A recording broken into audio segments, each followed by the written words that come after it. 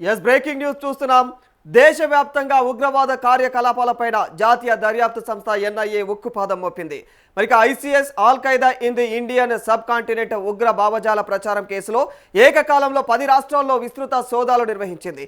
మరి ఈ ఆపరేషన్లో 11 మంది నిందితులను ఇప్పటికే అరెస్టు చేయగా ఒక మైనర్ను కూడా అదుపులోకి తీసుకుంది. మరి పూర్తి వివరాలు మాత్రం ప్రస్తుతం దీనికి సంబంధించి మరింత సమాచారం అయితే తెలియాల్సి ఉంది.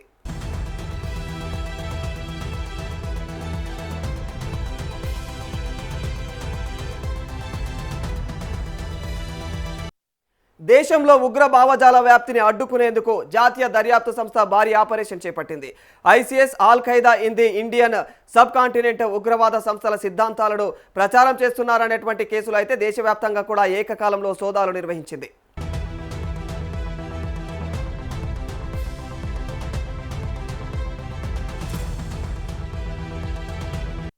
విజయవాడ పోలీసులు నమోదు చేసినటువంటి ఈ కేసును ఇటీవల ఎన్ఐఏ స్వాధీనం చేసుకుని దర్యాప్తును ముమ్మరం చేస్తూ ఉంది. మరి దర్యాప్తులో భాగంగా అయితే ఉగ్రవాద భావజాలాన్ని వ్యాప్తి చేసి హింసాత్మక జిహాద్ ద్వారా దేశంలో ఇస్లామిక్ రాజ్యాన్ని ఏర్పాటు చేయాలనేటువంటి కుట్ర జరుగుతున్నట్లుగా అయితే అధికారులు అనుమానిస్తూ ఉన్నారు. మరి ఈ నేపథ్యంలో ఆంధ్రప్రదేశ్, తెలంగాణ, కర్ణాటకతో పాటు మొత్తం 10 రాష్ట్రాల్లోని 20 ప్రాంతాల్లో ఎన్ఐఏ అధికారులు విస్తృతంగా అయితే తనిఖీలు నిర్వహించారు. ఇక మరి అనుమానితుల ఏవైతే నివాసాలు, ఇతర కీలకమైనటువంటి ప్రదేశాల్లో ఏకకాలంలో సోదాలు చేపట్టారు.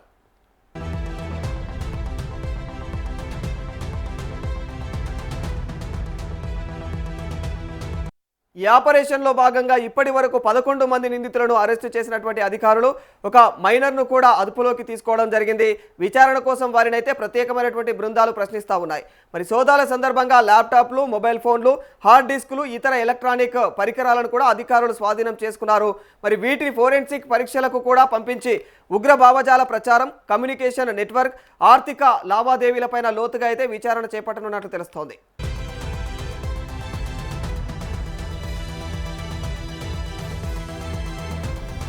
దేశంలో యువతను ఉగ్ర భావజాలం వైపు ఆకర్షించే ప్రయత్నాలపైన కూడా ఎన్ఐఏ ప్రత్యేకంగా దృష్టి సారించింది.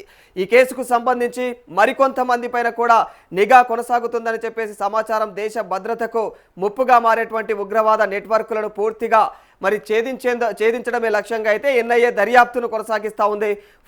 ఫోరెన్సిక్ నివేదికలు, డిజిటల్ ఆధారాల విశ్లేషణ తర్వాత ఈ కేసులో మరిన్ని అరెస్టులు జరిగేటువంటి అవకాశం ఉన్నట్లయితే అధికారులు భావిస్తున్నారు.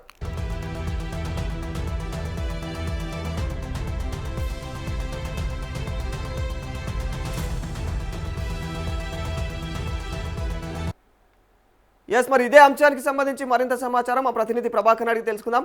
ప్రభాకర్, ఉన్నట్టుండి ఒక్కసారిగా ఎన్ఐఏ ఎందుకు దేశవ్యాప్తంగా కూడా 10 రాష్ట్రాలపైన మరి ప్రస్తుతం అంటే ఈ ఏదైతే ఉగ్రవాద భావజాలం పైన ఫోకస్ పెట్టినట్టు తెలుస్తా ఉంది, అసలు ఉన్నట్టుండి ఎందుకు ఈ నిర్ణయం తీసుకుందంటారు? ఉగ్రవాదం సంబంధించి కూడా ఎన్ఐఏకు భారీ ఇన్ఫర్మేషన్ రావడంతో దేశవ్యాప్తంగా దాదాపు 10 రాష్ట్రాలకు సంబంధించి కూడా 20 ప్రాంతాల్లో విస్తృత దాడులు నిర్వహించిందనే చెప్పుకోవచ్చు రాధాకృష్ణ. అయితే టెర్రర్ లింక్స్ కేసు దర్యాప్తులో భాగంగా జాతీయ దర్యాప్తు సంస్థ ఎన్ఐఏ ఏదైతే ఉందో అధికారులు విజయవాడలో మరోసారి విస్తృత సోదాలు కూడా నిర్వహించినట్టుగా తెలుస్తా ఉంది. తెల్లవారుజామునే ప్రారంభమైనటువంటి ఈ తనిఖీలు నగరంలోని పలు ప్రాంతాల్లో కూడా కొనసాగడంతో స్థానికంగా కలకరం రేగిందని చెప్పుకోవచ్చు. తెల్లవారుజామున సుమారు 5 గంటల నుంచి ఎన్ఐఏ అధికారులు 3 ప్రత్యేక బృందాలుగా విడిపోయారని చెప్పుకోవచ్చు.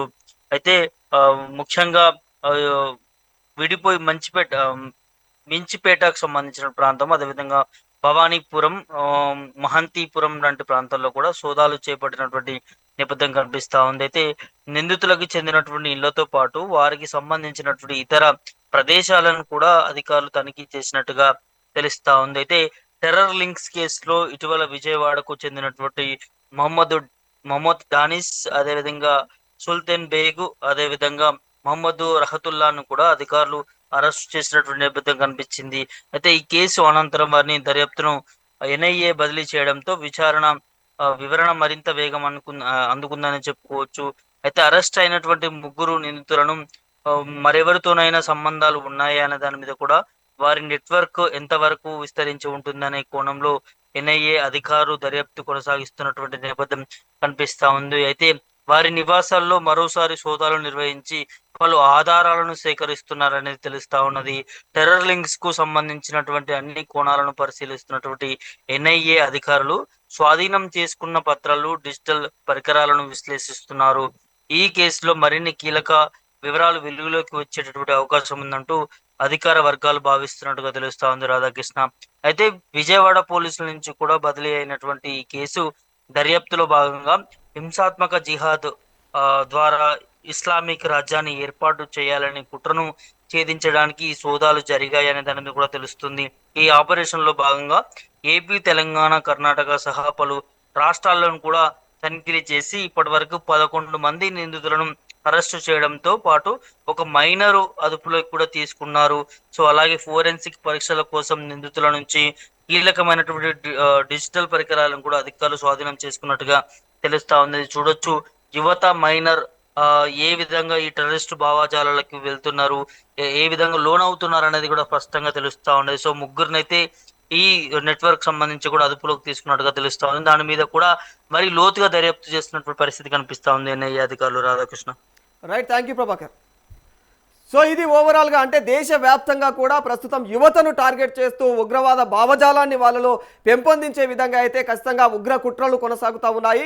అందుకోసం అని చెప్పేసి ఎన్ఐఏ అయితే ప్రత్యేకంగా దీనిపైన దేశవ్యాప్తంగా కూడా దృష్టిని సారించినట్టు తెలుస్తుంది. ఓవైపు విజయవాడ పోలీసులు ఏదైతే కేసు నమోదు చేశారో దానికి సంబంధించినటువంటి ఆ కేసు వివరాలు కూడా మొత్తం పూర్తిగా ఎన్ఐఏ స్వాధీనం చేసుకోవడం జరిగింది. అంటే అసలు ఎంత తీవ్రతంగా అంటే ఎంత తీవ్ర స్థాయిలో కేసు అంటే దీనికి సంబంధించిన ఉగ్రవాద భావజాలాలు ఎంత వేగంగా వ్యాప్తి చెందుతున్నాయి, దాన్ని బట్టి మరి ఎన్ఐఏ ఏ రేంజ్లో దీనిపైన దృష్టి సారించే అవకాశం ఉంది అనేది మాత్రం ముందు ముందు తెలియాల్సి ఉంది. మరి దేశవ్యాప్తంగా కూడా యువతను ఉగ్రవాద భావజాలం వైపు ఆకర్షించేటువంటి ప్రయత్నాలపైన కూడా ఇప్పటికే ఎన్ఐఏ ప్రత్యేకమైనటువంటి దృష్టి సారించింది.